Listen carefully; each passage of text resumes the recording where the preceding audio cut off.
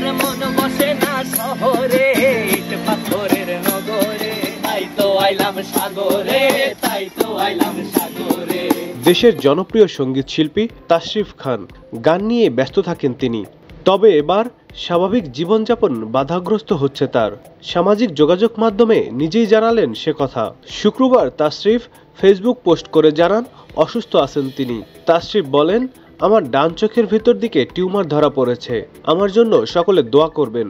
সামাজিক যোগাযোগ মাধ্যমে তুমুল জনপ্রিয় কণ্ঠশিল্পী তাশরিফ খান, কুড়িঘর ব্যান্ডের প্রধান ভোকাল তিনি।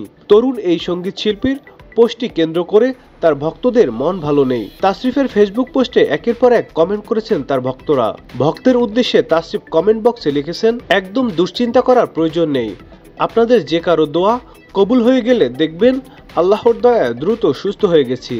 গত বছরের শুরুতেও অসুস্থ হয়েছিলেন তাশরিফ খান, জানিয়েছিলেন তিনি ফেসিয়াল প্যারালাইসিস রোগে আক্রান্ত হয়েছেন। কারণ আমি একটা রোগে আক্রান্ত হয়েছি, এটার নাম হচ্ছে বেলস পলজি, বা এটাকে বলা হয় ফেসিয়াল প্যারালাইসিস। কয়েক মাস বিশ্রাম নিয়ে সেরে ওঠেন তিনি।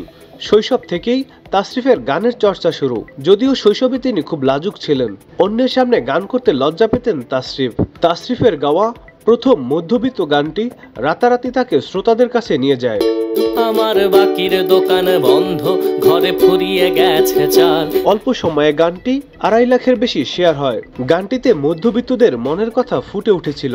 পরবর্তী সময়ে তুমি মানে আমি, ময়নারে, তাই তো আইলাম সাগরে, ব্যাচেলার গানগুলো আলোচনায় আসে।